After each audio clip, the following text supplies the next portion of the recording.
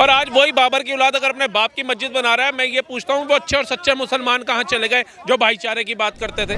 उस बाबर की जिसने ना जाने बड़ों से लेकर बुजुर्गों तक की हत्याएं कराई। ये कहते थे मोदी योगी जो है हिंदू मुसलमान करते हैं, अन्य मुद्दों से भटकाने के लिए जाते हैं। अब ये तो टीएमसी का नेता था, कजाकिस्तान से मुंह उठा करके आया था, वहां से लात घूसे खा करके इसको भगाया गया था। भैया ये बाबरी मस्जिद का तो इतना विरोध होता है, लेकिन ये बाबर रोड क्यों है, ये अकबर रोड क्यों है, ये शाहजहां रोड है, तो आप क्या एक्सप्लेन करोगे उसको? 25 से ज्यादा कंट्रियों से सम्मान लाने वाला इंसान इनको बुरा लगता है, कतर से 7 सैनिकों छुड़वा करके लाने वाला इंसान इनको बुरा लगता है, अभिनंदन को 24 घंटे में लाने वाला इंसान इनको बुरा लगता है।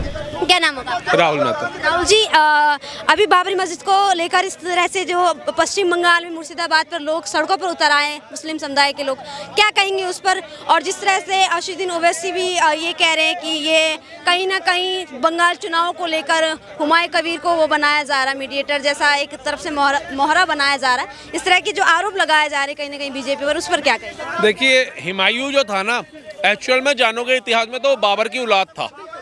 और आज वही बाबर की औलाद अगर अपने बाप की मस्जिद बना रहा है, मैं ये पूछता हूँ वो अच्छे और सच्चे मुसलमान कहाँ चले गए जो भाईचारे की बात करते थे? वो अच्छे और सच्चे मुसलमान कहाँ चले गए जो कहते थे कलाम हमारे धर्म से निकले, सोफिया कुरैशी हमारे धर्म से निकली, बिस्मिल्लाह खां हमारे धर्म से निकले, अतफुल्ला खां हमारे धर्म से निकले, मोहम्मद रफ़ी साहब हमारे धर्म से निकले? तो आज वो लोग कौन कहाँ हैं? क्योंकि मस्जिद तो मैंने आज तक जितना स्टडी किया, जितना समझा है, वो खुदा का घर होती है, इबादत की जगह होती है, लेकिन बाबर की जगह होती है। उस बाबर की जिसने कोख में बच्चों को मार दिया, उस बाबर की जिसने बहन बेटियों के कपड़े उतार करके उनको नोचा, उस बाबर की जिसने ना जाने बड़ों से लेकर बुजुर्गों तक की हत्याएं कराई, उस बाबर की जो ना जाने कितनों का नरसंहार किया, कितनों का धर्म रूपांतरण कराने के लिए इसने कत्लेआम मचा दिया, वो बाबर महान हो सकता है? महान तो उनके लिए ही हो सकता है जो उसके आदर्शों पर चलना पसंद करेगा, जो उसके विचारों को अपनाएगा, जो उनको आइडल मानेगा। अगर भारत में हुमायूं कबीर जैसे लोग इनको अपना आइडल मानते हैं तो ये बहुत निंदनीय बात है, दुख की बात है कि भारत को जहाँ एक तरफ कहा जाता है सारे जहाँ से अच्छा हिंदुस्तान हमारा, हम बुलबुलें हैं इसकी, ये गुलिस्तान हमारा, उस गुलिस्तान को बर्बाद करने के लिए भी ऐसे बाबर की औलादें भारत देश में पनप रही हैं। क्या वजह लगती है कि टीएमसी ने भी बर्खास्त कर दिया हुमायूं कबीर को? क्या कोई राजनीतिक वो लगता है इसकी? बिल्कुल। अब ये कहते थे मोदी योगी जो है हिंदू मुसलमान करते हैं, अन्य मुद्दों से भटकाने के लिए जाते हैं। अब ये तो टीएमसी का नेता था, ये भाजपा का नेता तो था नहीं, ये आरएसएस का तो कोई एम्प्लॉय था नहीं, ये बजरंग दल से तो आया नहीं था। अब बताइए टीएमसी की ममता बनर्जी इनको निलंबित करे या जो मर्जी करे, उसने तुम्हारी पार्टी के से निकल करके उसे समझ आ गई कि अब अगर मेरे को इलेक्शन में खड़े होना है, चाहे निर्दलीय भी खड़े होना है, तो मैं जीतूंगा कैसे? जब मुसलमानों को बताऊंगा कि बाबरी मस्जिद वहां तोड़ी गई थी और मैं यहाँ बना रहा हूँ। लेकिन जिस दिन देश का अच्छा सच्चा मुसलमान इन मुसलमानों को भी जाकर के पढ़ाएगा ना कि वो बाबर महान नहीं था, वो बाबर वो था, वो बाबर की औलादें वो थी, वो मुगल वो थे जिन्होंने छोटे छोटे साहिबजादों को दीवारों में चुनवाया। जिस लाल किले से फतवा जारी हुआ, शीशगंज गुरुद्वारा साहिब बना, गुरु तेग बहादुर साहिब जी जब कश्मीरी ब्राह्मण उनके पास गए, सोमन जनेऊ जो नुस्खे खाता था उसने फतवा जारी करके उनको शहीदी देनी पड़ी, लेकिन वो धर्म को परचम लहराए, अधर्म के आगे झुके नहीं। उन लोगों को शहीदी लेने वाला इंसान कब से महान हो गया, ये मैं जानना चाहता हूँ, ये मेरे ख्याल से शायद पूरा भारतवर्ष जानना चाहता है। आप जब ये सवाल कई मुस्लिम लोगों को पूछा जाता है, खासतौर पर जो देहात में रहने वाले हैं, तो वो ये कहती हैं महिलाएं खासतौर पर कि बाबर आजम टाइम की मस्जिदें हैं, बाबरी मस्जिद, और बाबरी मस्जिद थी तो बाबरी के नाम पर ही रहनी चाहिए। कई तो ये भी कह देते हैं कि उन्होंने हमारे लिए जंग लड़ी थी मुसलमानों के लिए। तो इस तरह की मानसिकता कहाँ से आई? अरे भारत में मुसलमान था कितना, आके उसने बनाया है। और ये कई मुसलमानों के खुद के भी बयान है कि हम उस समय हिंदू थे, हमारे बुजुर्गों पे जो भी हुआ, अब हम मुसलमान हैं, हम उसमें खुश हैं, हम रहना चाहते हैं, लेकिन थे तो हिंदू। तो ये बाबर कजाकिस्तान से आया था, भारत से तो नहीं आया था, ये तो अखंड भारत से भी नहीं आया था। भारत तो छोड़ दो, तो अखंड भारत का भी हिस्सा नहीं था, कजाकिस्तान से मुंह उठा करके आया था, वहां से लात घूसे खा करके इसको भगाया गया था, और आकर के ने यहाँ पे अपनी दादागिरी करी। क्योंकि भारतीय हमेशा सहनशील रहे हैं, हिंदू हमेशा सहनशील रहे हैं, वो धर्म के मार्ग पे चलने वाले रहे हैं, और ये अधर्मी लोग थे। एक सवाल है सर, क्या केवल हिंदू बीजेपी वाले ही हैं, या आरएसएस वाले ही, या विश्व हिंदू परिषद वाले ही हैं? भारत के तमाम जो यहाँ पे लोग जो विरोध कर रहे हैं बाबरी मस्जिद का, वही है?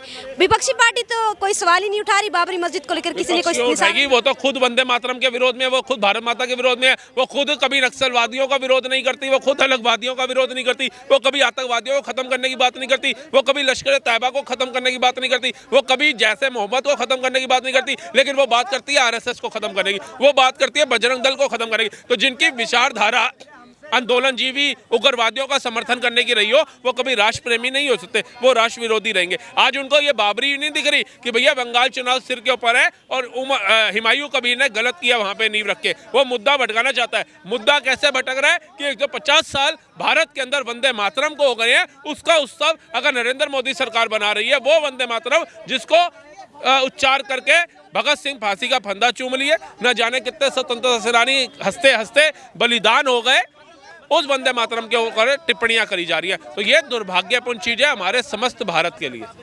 लेकिन एक सवाल है कि आखिरकार विपक्ष क्यों खामोश है? क्या बाबरी मस्जिद बनाने से विपक्ष को कोई आपत्ति नहीं है? विपक्षों क्यों आपत्ति होगी? पहली बाबरी का भी इतना तगड़ा विवाद जो था वो विपक्ष के द्वारा ही तो था।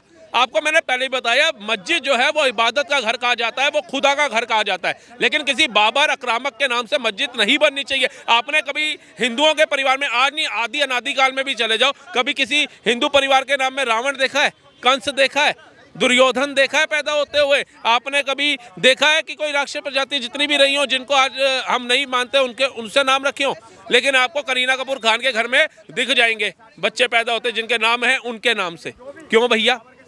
अरे आप नेक नाम रखो ना यार, ऐसे नाम रखो ना जिससे देश में खुशहाली रहे, भाईचारा रहे। लेकिन आप ही लोग उन नेताओं की बातों में आकर के ऐसे बाबर का समर्थन करोगे जिसका उद्देश्य सिर्फ नरसंहार करना था, जिनका उद्देश्य मुगलों का छोटे छोटे साहिबजादों को दीवारों में चुनवाना था। अब यहीं से 200 मीटर की दूरी पे ये गुरुद्वारा है बंगला साहिब, अब जाइए यहाँ पे म्यूजियम बना है, आपको बताएंगे कि इन्होंने गुरुओं ने जो हमारे शहादत दी है ना, ऐसे नहीं दी, उनको कितनी प्रताड़नाएं दी गई हैं। तत्ते तवे पे, जलते हुए तवे पे बिठाया गया है, खाल समेत बाल उखाड़ लिए गए हैं, नाखून उखाड़े गए हैं, छोटे छोटे बच्चों का कलेजा निकाल के उनके मुखों में डाला गया है। कितनी प्रताड़नाएं उन लोगों ने सही है, और वो सह करके जब हम देखते हैं तो हमारा हृदय पसीज जाता है। लेकिन आज वही मुगल इस देश में महान हो गए, बड़ी दुख की बात। मुगलों से इतनी आपत्ति है और मुगलों के नाम रखने से इतनी आपत्ति है, तो तमाम जगहों के नाम क्यों इस तरह से रखे गए हैं? तो अकबर रोड और औरंगाबाद औरंगजेब के नाम पर रखी गई है, बख्तियारपुर, तमाम जगहों के नाम इस तरह से क्यों?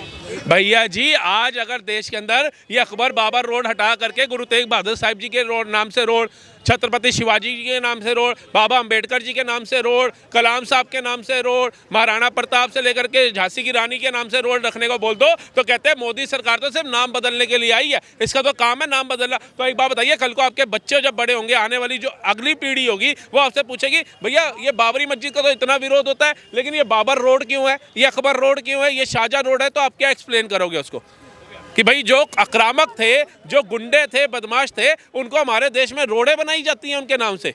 आपने कभी पाकिस्तान में सुनी है महाराणा प्रताप के नाम से रोड अभी भी चल रही हो जो 47 से पहले होती होगी? नहीं ना, ये भारत में ही हो सकता, क्योंकि कांग्रेस की सरकार ने मुश्त राज किया और भारत के हिस्से कश्मीर को काटा, कई हिस्से और काटने की कगार पे थी, सेना पत्थर खाती थी, मौन धारण करके बैठे थे। तो ऐसे लोगों के हाथ से सत्ता जब से गई है वो बुकला चुके हैं। और नरेंद्र मोदी 22-22 घंटे काम करने वाला इंसान इनको बुरा लगता है, 25 से ज़्यादा कंट्रियों से सम्मान लाने वाला इंसान इनको बुरा लगता है, कतर से 7 सैनिकों छुड़वा करके लाने वाला इंसान इनको बुरा लगता है, अभिनंदन को 24 घंटे में लाने वाला इंसान इनको बुरा लगता है, चाइना को पछाड़ के रोड मैप पे दूसरे नंबर पे लाने वाला इंसान नरेंद्र मोदी इनको बुरा लगता है, अबू दुबई के अंदर जाकर के राम मंदिर बनाने वाला, भारत में तो बनाया वहां भी बनाने वाला इंसान इनको बुरा लगता है, सबका साथ सबका विकास कहने वाला इंसान बुरा लगता है इनको, आज वंदे भारत, नमो भारत, अमृत भारत दौड़ाने वाला इंसान इनको बुरा लगता है, आज एम्स की तादाद बढ़ाने वाला इंसान इन लोगों को बुरा लगता है, आज जात पात की करो विदाई, हम सब हिंदू भाई भाई कहने वाला इंसान इनको बुरा लगता है, आज इनको वो इंसान बुरा लगता है जो भारत को चौथी अर्थव्यवस्था पे लेकर के आया, जिसकी दिन रात की मेहनत ने